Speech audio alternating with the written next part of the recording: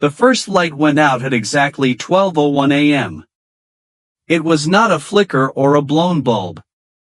The bulbs inhaled and died as if someone had reached through the ceiling and pinched them out with patient fingers.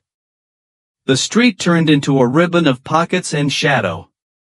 Only the pale halo under my porch light stayed awake, a small coin of gold that tried to hold everything else away. I live on a quiet block where people mow like clockwork and leave their trash bins at the curb until Sunday. That night the air tasted like rain and frying oil from a 24-hour diner that never closes when you need it to. Houses lined the street like exhalations. Windows were blank, no televisions, no late-night silhouettes. The kind of night that makes you notice silence for the first time in a long time. At 12:17 a.m. every light on the block came back on all at once, like a crowd taking a breath together. Porch lights blinked awake in a slow, ordered wave. For a moment it looked like the block was synchronized, domestic and safe. Then the light beams started to move. They did not sway with wind. They swept with intent, fingers of light combing over lawns, inspecting hedges, hesitating at windows. The motion was too precise to be weather. It felt like somebody was searching for something they had laid down and then forgotten. My phone buzzed on the kitchen counter. A single text from an unknown number read, "You left the window open." Not a joke, not a prank, no emoji, just those 5 words that sounded like a sentence meant to close a door, not open one. The words hit the room like a polite knock, the kind that waits for you to decide how to respond. I closed the basement window because it was the reasonable thing to do. Closing a window should end a sentence. It did not. Little changes started to tidy themselves around the house like a courteous guest. A magazine slid from the coffee table and landed face down. The sugar packet in the drawer was neatly inverted. The thermostat adjusted down a degree as if the house had remembered someone was cold years ago and was trying to make it right. The fridge calendar had last Thursday crossed out with a pen that was not mine. In the square someone had written "remember" in block letters that fit too perfectly between the printed dates. I do not write on my calendar. I do not need reminders in felt-tip pen. I do not forget things twice. Still, there it was, like a note left by a voice I had refused to hear. Neighbors passed each other in daylight pretending not to notice the night. They had their routines and their polite indifference, and perhaps there is safety in pretending the light that blinked and moved was nothing more than a glitch. My mother called from 3 states away to ask if I was okay because she had seen a news alert about a blackout and then a man standing in a driveway at midnight and then nothing. I told her I was fine before I could tell her anything useful. That night at 11:58 p.m. the lights went thin and dimmed, then at 12:01 they died. The silence felt like a room pressing its ear to my ceiling.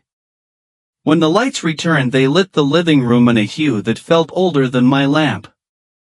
The television in the corner, which I had turned off hours earlier, was on a public access channel with grainy footage of a family picnic dated 1993. A man waved at the camera, too bright in the sun, and the timestamp in the corner was wrong in a way my muscles recognized as familiar.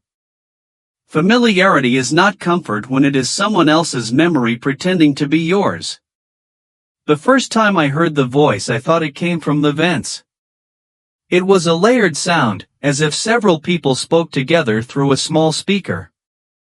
It said my name as if it had been polishing the vowels for weeks. The voice did not shout. It articulated my name like a fact being recorded for a ledger. My name in that particular cadence created a hitch in my chest, a memory unzipping that did not seem to have been mine. Objects began to rearrange in more meaningful ways. A photograph from my college years slid sideways on the mantel until it faced the wall. A wristwatch I had lost at a concert 5 years ago appeared tucked under the couch cushion, its strap warm as if it had been worn recently. A ticket stub for a movie I had never seen lay folded in the pocket of a jacket I had not touched in months. The house was cataloging itself and my things into a narrative. It took the small stuff first because small stuff is easily explained away. Then it started returning fragments of people I had known in ways that made my fingers go cold. A voicemail from an old girlfriend played through the speaker at 1 a.m, her laugh warping like a tape left in heat, and the message contained a detail about my childhood that I had never told her. The message did not sound like a recording of her. It sounded like the house that had learned to imitate everyone who had ever sat in its rooms. I tried to test it. I locked every door and opened each cupboard in order. I set my phone on the counter and recorded an hour of silence because humans love proof. In the morning the recording had a soft sound under the silence that could have been rain. When I listened close it was counting. A slow 3-beat metronome layered over itself until I heard it not as numbers but as a memory of a heartbeat. The more I resisted, the more personal the house became. It showed me details I had misfiled inside myself. It replayed moments I did not know were public. A childhood nickname that I thought only my aunt used appeared scribbled under a book. A dream I had once told no one showed up framed on the wall. The house had become a mirror that wanted to be an archivist. There was a sense of politeness to what it did, a domestic precision that made it worse than a chaotic haunting. Rather than knocking over lamps or smashing glass, it tidied, corrected, and arranged. It replaced my calendar with one where important dates were circled that I could not remember celebrating. It left a mug of coffee on the counter with steam that never faded. The steam smelled like a diner I had once been to in a town I could not place until a memory unfurled and told me I had been there with someone whose face I now could not name. One morning I woke to find footprints in the dust on the mantel. Not far, not many, just enough to say someone had walked there. They were small, narrow, and they pointed toward the bedroom door. I followed them because curiosity is a different appetite from courage. The footprints stopped at the threshold like someone who had come close and then changed their mind. When I checked the hallway there was nothing but the ordinary hallway light and the faint sound of the street. A pattern formed. The house learned my habits and then reshaped them. It turned on the radio to a station I used to listen to in college at exactly the wrong hour. It left a sweater folded on the chair with a scent I associated with a person I had loved and lost. The scent made my throat ache in a language memory recognizes before reason can process it. I tried to leave. Twice I packed a bag and went to the car. Twice I turned the key in the ignition and felt the seatbelt tighten in my ribcage like a hand pulling me back. I could get the door open. I could step onto the porch. I could hear the wind and smell the city, and then something in the back of my head would whisper a detail only the house could know. A lesson from a parent. The title of a book I had loved.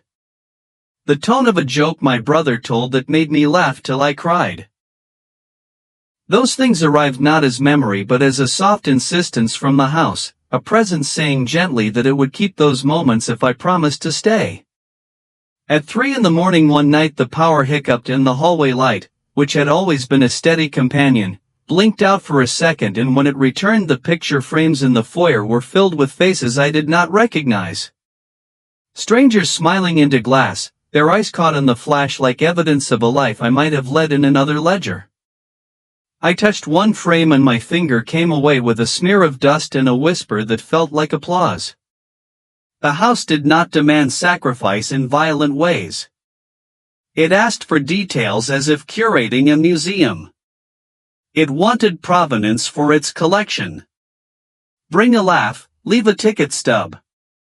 Give me a recipe and I will keep the night you learned it. The more you handed over, the closer the house pressed. It was affectionate in a way that was possessive.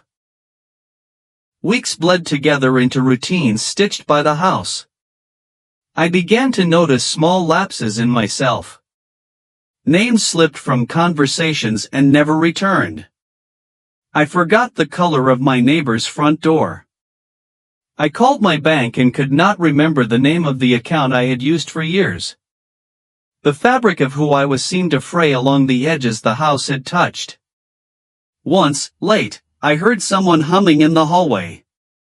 It was a tune that had floated through my childhood house on Sunday mornings, the kind of song that once meant pancakes and a newspaper. The humming was near the back of the house where no one stood. I walked toward it and the melody grew into a collage of voices, familiar and incorrect, singing a chorus that made my knees go liquid.